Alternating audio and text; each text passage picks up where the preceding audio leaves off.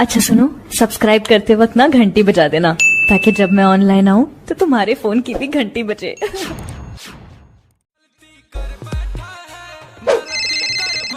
गुंजन भैया का भइल रे?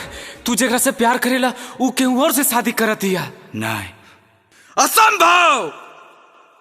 काहे की पूजा हमार बाड़ी हमार ही रही। अगर ओकर शादी होई तो हमरा से, केहू और से ना। अगर विश्वास नहीं खे तो खुदे जाके अपना अखिया से देख लो।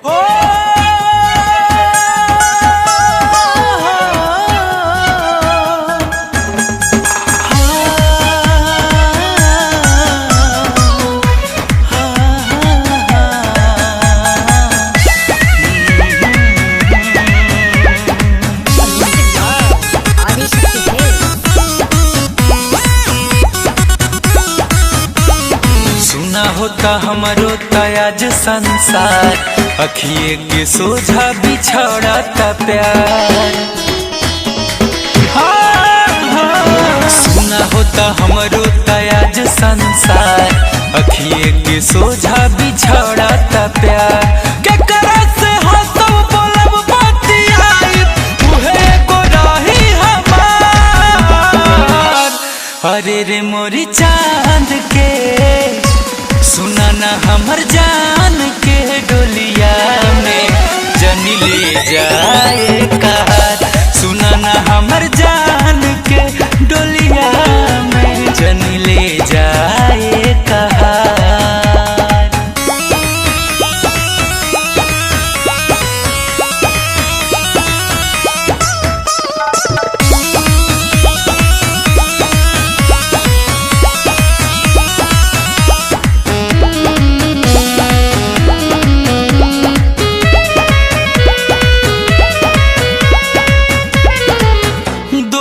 नइखे उनकर रही हम हिया भागा, कवने करान हमके दे ताड़ी दागा।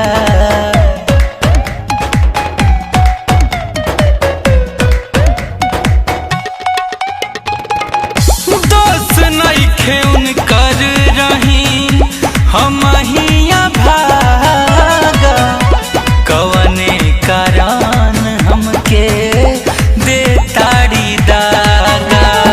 अब कैसे केहू करे केहू पे भरोसा, दुनिया में दे ताड़े अपने ही धोखा।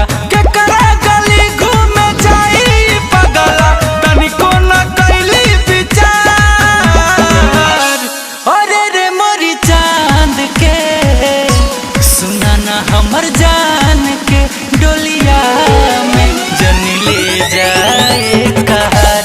अरे रे मोरी चांद के डोलिया में जनी ले जाए कहार।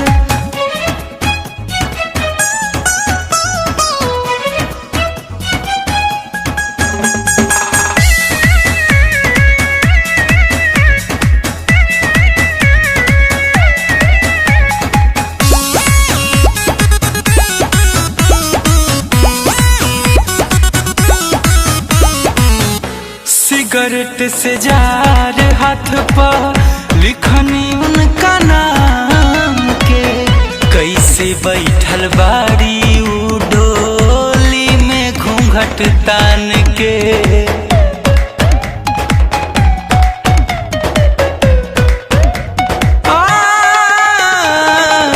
सिगरेट से जार हाथ पे लिखनी उनका नाम के, कैसे बैठल बाड़ी उ डोली में घूंघट तान के।